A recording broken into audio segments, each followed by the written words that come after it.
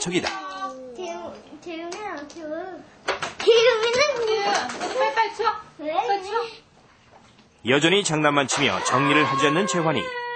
그런 재환이를 따라하기라도 하듯 이번엔 동생 재훈이가 장난감 상자를 또다시 엎어버린다. 박재윤! 주워 담아. 딴청을 부리는 아이들 때문에 엄마는 거의 폭발하기 직전이다. 모르겠어요. 정말 어떻게 애를 키워야 될지 몰라서 그러다 보니까 그게 너무 안 되겠다 싶어서 요즘은 제가 몇 번 치우라고 경고도 하고 같이 도와주기도 하다가 결국은 제가 치우는데 저도 엄마이기 전에 사람이다 보니까는 한 번씩은 저도 화가 날 때가 있어요. 되게 그러니까 너무 지저분하게 어질렀거나 정말로 제가 몸이 안 좋거나 하면 하지 말아야 되는데 화를 한 번 낼 때가 일주일에 한두 번은 있어요. 정말. 아직도 안 쳤어? 빨리 쳐. 결국 엄마가 직접 나서기 시작한다. 다를 것 없이 매일같이 반복되는 결과다. 다른 집 아이도 마찬가지겠지 하면서도 좀 더 의젓하게 엄마를 도와주지 않는 재환이가 아쉽기만 하다. 엄마에게 잘못이 있는 것인지 아니면 재환이를 어떻게 바꿔줘야 하는지. 저도 처음 엄마를 하는 거고 하니까는 정말 몰라요. 인터넷도 뒤져보고 책도 뒤져봤지만 거기에 있는 거는 정말 보편적인 아이들에 대해서 나온 거더라고요. 그래서 내 아이에 맞는 걸 정말 모를 때가 많아요. 신체적인 문제보다도 아이가 커가면서 겪는 감정이나 그런 부분에 대해서 엄마가 인지하고 그 감정을 이렇게 보다듬어 주는 게 참 힘든 것 같아요. 좀 그런 부분에 대해서 누가 좀 정말 이런 게 답이다. 이런 상황일 때는 이렇게 하는 게 답이다라고 좀 알려줬으면 정말 좋겠어요. 써있는 데까지 하라고 그랬잖아. 하고 나서 불러. 왜? 그럼 엄마 또 엄마와 재환이가 피해갈 수 없는 또 하나의 전쟁. 그것은 바로 공부다. 재환이는 엄마가 잠시만 자리를 비우면 끊임없이 공부와 상관없는 딴소리를 해댄다. 불과 1분도 집중하지 못하고 틈틈이 딴짓을 하는 것도 빼놓을 수 없는 문제다.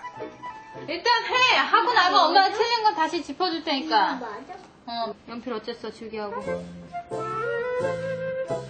채 5분도 되지 않는 사이 재환이의 책상에 있어야 할 연필과 지우개가 사라졌다. 그새 재환이가 장난을 치다 잃어버리고 만 것이다. 엄마의 표정이 금세 굳고 만다. 내년이면 재환이는 초등학교에 가야 한다. 그래서 엄마의 마음도 조금은 급해졌다. 하지만 재환이는 그런 엄마의 마음을 아는지 모르는지 그저 하기 싫을 뿐이다. 뭐 어쨌다고? 이거 보면 안 되고 하려면 하고 하기 싫으면 하지 마. 할래 안 할래? 그만해? 어? 하지도 않고 못하고 걔도 못하고 어쩌라고 그럼. 이거 말고 피자 해. 결국 재환이를 울리고만 엄마. 사실 재환이를 붙잡고 공부를 시키는 엄마의 마음도 결코 편하지는 않다. 공부를 시켜야 되니까 놀려주질 못할 때가 되게 아쉬워요. 그러면서 그 부분 때문에 애한테 내가 화를 내고 있고 결국에는 모든 상황이 제가 짜증이 섞여서 애한테 화풀이를 하고 있는 걸 제가 가끔 느껴요. 그러면은 그때가 가장 속상하고 그리고 속상해요. 네, 아이를 키우다 보면 참 저럴 때가 많습니다. 저도 똑같은 입장이었던 적이 있었는데요. 엄마 입장에서는 참 답답하거든요. 어떻게 키워야 되나. 예, 방법을 모르니까요. 방법이 있습니다. 오은영 선생님. 오늘 소개된 재환이가 네. 지금까지 우리 3만원 없다, 아니면 없다, 없다에서 나온 출연진 중에 제일 나이가 어려요. 어려요. 네. 예. 지금 재환이의 경우는 어떻게 보시고 계신지. 사실 아이들은요, 늘 이렇게 여러 가지 측면을 고려를 해보셔야 돼요. 그리고 연령도 꼭 고려를 해보셔야 돼요. 근데 이 아이는, 재환이는 일단은 우리가 보통 이 산만하고 이렇게 집중을 잘 해내고 산만하지 않게 뭘 해내고 하는 것들도 이 뇌의 발달과 맞물려 가기 때문에요. 연령을 반드시 고려는 하셔야 됩니다. 그래서 우리가 의학적으로 봤을 때 대개 보편적으로 한 만 6세 정도가 되면 어느 정도 완성이 된다고 보기 때문에 그 이전 연령 특정 아이들한테 있어서는 뭐 치료적으로 내지는 뭔가 크게 문제가 있다고 이렇게 규정을 짓지는 않습니다. 그런데 이 재환이 같은 경우에 이제 제가 이렇게 보니까 이 아이한테 이제 뭔가 조금 개입이 필요한 문제는 분명히 있습니다. 지금 일단 보면은 엄마가 재환이를 양육하시는 데 있어서 스트레스를 받으시는 정도가 굉장히 심하세요. 네. 그리고 이 두 번째 이걸로 인해서 엄마가 눈물을 흘리고 고통스러워 하신 것뿐만 아니라 재환이도 그걸 좀 어느 정도 눈치를 채고 있어요. 그래서 엄마가 자기를 좀 사랑하지 않는 것 같다, 혹시 내가 뭘 잘못한 것 같다 할 때는 이렇게 와락 가서 안기거든요. 그럼 이거는 어떻게 보면은 뭔가 자기 자신에 대한 어떤 자신감이라든가 긍정적인 자아상이라든가 이런 거에 영향을 줄 수 있다라는 얘기거든요.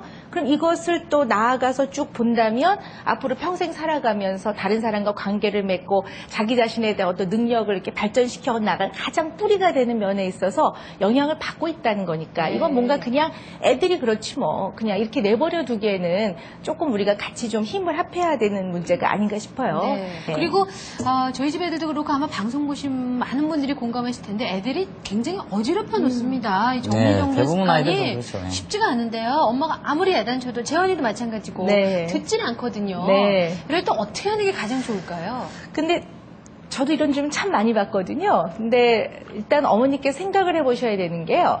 아이들은요, 아이들이에요. 어른이 아니거든요. 어른들도 왜 정리 못 해놓고 집안에 물건 막 쌓아두시는 분 있으시잖아요. 저도 가끔 바쁠 때 그러거든요. 네. 근데 아이들은 그 나이에 감당할 수 있을 만큼의 양의 범주를 정해주셔야 돼요. 지금 아까 보니까 발 디딜 틈이 없이 막 깔려있는데 누가 봐도 이렇게 엄두가 안 날 것 같아요. 그래서 아이하고 치우기 시작할 때는 너 다 치워 이러면 아이는 아예 시작을 못 하거든요. 그럴 때는 넌 여기 중에서 어느 부분을 좀 치워볼래 이렇게 아이한테 이제 범주를 스스로 정하게 해서 아이가 저는 그럼 로봇 정리할게요. 그럼 그래 너는 그거 해. 그렇게 하고 엄마가 반드시 두 번째는 같이 하셔야 돼요. 협동. 우리 재한이 어머니는 굉장히 노력은 하시는데요. 제가 이렇게 녹화해온 걸 이렇게 뵈니까 주로 이렇게 서 계세요. 해! 이렇게 쫓아다니시다가 나중에는 이제 포기하고 본인이 하시거든요. 그렇게 되면 재환이는 하는 법을 못 배워요. 결국은 1시간 내내 엄마하고 서로 갈등하고 스트레스 받고 서로 기분 상했다가 마지막에는 방법은 못 배우고 끝나는 거거든요. 아이들은요 하나하나 가르치셔야 돼요. 그래서 엄마가 같이 하면서 너 로봇 정리하는 거 보니까 참 잘하는데 먼저 크고 무거운 것부터 넣는 게 어떨까? 그리고 나중에 조그만 걸 집어넣자 뭐 이렇게 한다든가 아니면 밑에 무거운 걸 쌓고 위에 이렇게 좀 가벼운 걸 올려놓는 거 이런 것들 다 하나하나 가르치셔야지 해. 그러니까 맨 마지막에 해놓은 지시 해라 하는 것만 하지 그 과정에서 구체적인 걸 안 가르쳐 주시니까 아이들은 못 배운다고밖에 생각할 수가 없죠. 그리고 우리 재환이 같은 경우 이렇게 또 보니까요 동생이 있거든요. 이게 참 어떻게 보면 아이들한테 어려운 면이에요. 그러니까 치워놓으면 동생이 금방 어지르거든요. 네. 너무 억울한 거야 얘는요.